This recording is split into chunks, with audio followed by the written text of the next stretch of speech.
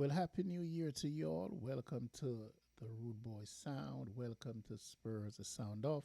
I am the Rude Boy DJ Paul, taking you through another bit of information. We are in the silly season, y'all.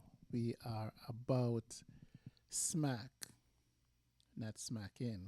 We started in the middle of a crazy time, the middle of the actual um, table in terms of games played and what we are looking for out there in the market.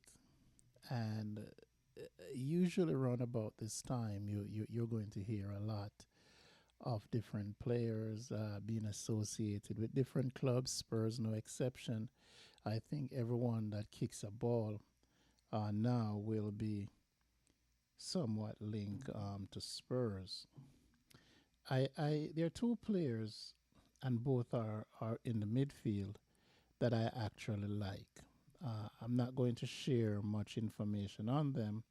One you will know, and just about everyone would know, Jack Grealish. And for my personal preference, if we were to go after him, I wouldn't be mad. And what he adds to the team or adds to a team, if it's a big if, he's going to be playing out of the number 10 spot. I will definitely be up for that. I would love to have Grealish, with caveat that City is going to pick up, 50% of his contract or his weekly wages. So on that note, that's what I would love to see and how I would want to see Grealish coming into the Spurs team. And then there's Danny Almo, mouth watering. This guy is gifted. I was looking at him and I read his story last week, the whole thing with Barcelona, just to get a better understanding of what was going on with him. And without sharing any information towards that, because I'm trying to keep this really short, is that he's technically gifted, one of the best midfielders out there. He is the man you want. He has that it factor. But then something jumps to my head, and I remember Cisco, who has that same kind of languid fluency, move on the ball, technically gifted, and I don't know. I was and it Almo came to mind because I was watching Cisco play for Real Betis, and I'm like, okay, what brings out the best out of these players? And so, you know, I still like Danny Almo though. I still like him.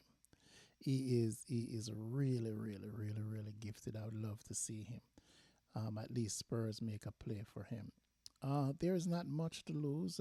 We don't know if we look to sell Madison or we look to sell either um, Senberg Val back on loan, because you have to make moves in order to accommodate someone who is going to chew up a lot of the time, and more so um, if we're going to be in Europe, that is going to be also a factor, and that's always been a factor with Spurs. That even when you're in Europe, we can get the top notch players. I don't know what the recruiting is.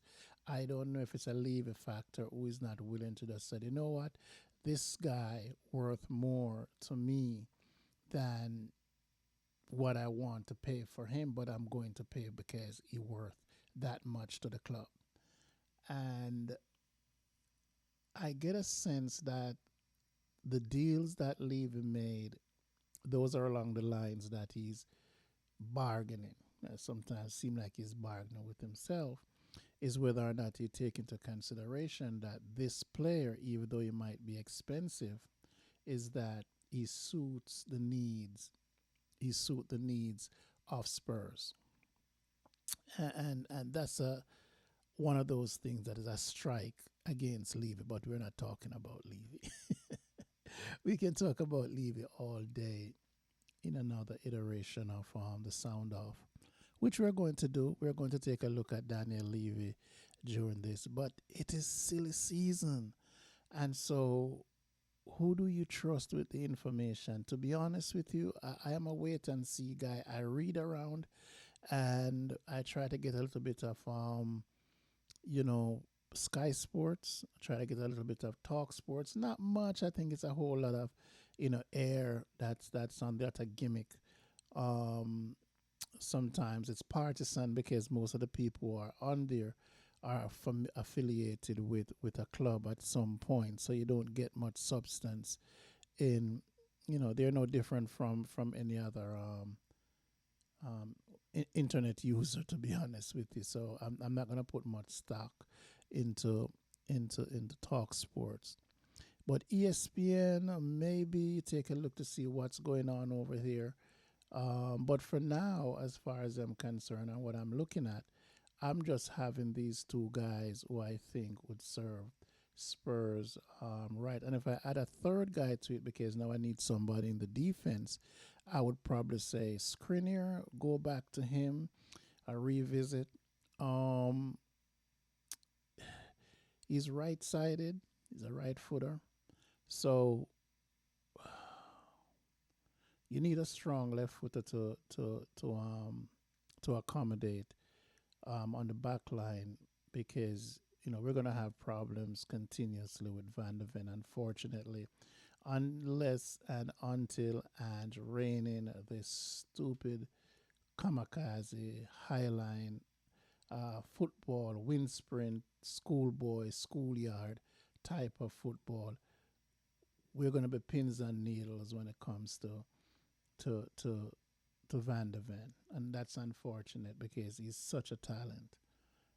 Having what, three injuries? I think two hamstring in a year and a half. That's not good. Uh, but he has a history, and I'm not sure if a lot of fans, Spurs fans, realize that he actually have a history of hamstring problem before he came to Spurs. I think this may have been the sixth or seventh time, maybe six, that he actually have that he has to sit out games because of hamstring. And I think he has two major hamstring injuries, one with Spurs and again one wherever he was before. So it's a recurrent problem for him. And so when you look at how he has to play in this stupid high line, it's not doing him any justice with these fullbacks out of place. And he has to go over and cover all that area on the left. And instinctively, he wants to carry the ball when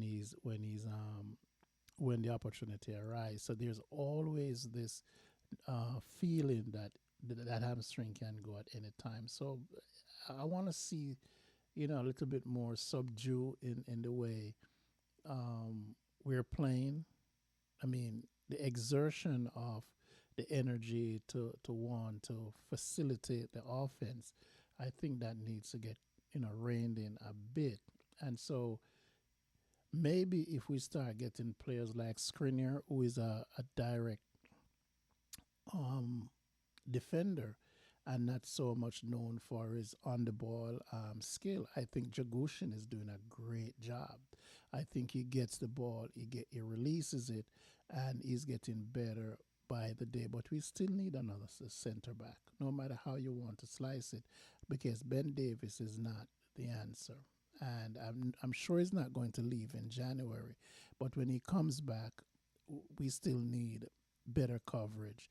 And so we can move Gray into the spot that he needs to. So we can move Bisuma or move Benton Kerr and ensure that Archie Gray starts playing as a central defender. We want to see that. We want to give him the opportunity that he's not playing right back and left back, that he gets the opportunity to play as a holding midfielder. That's what I'm wishing for Archie Gray.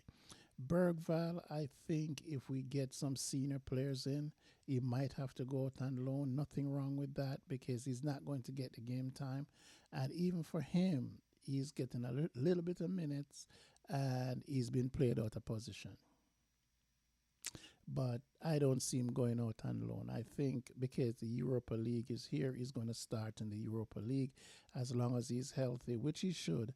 I don't think he's going anywhere. But for now, I'm not going to dig into the entire team.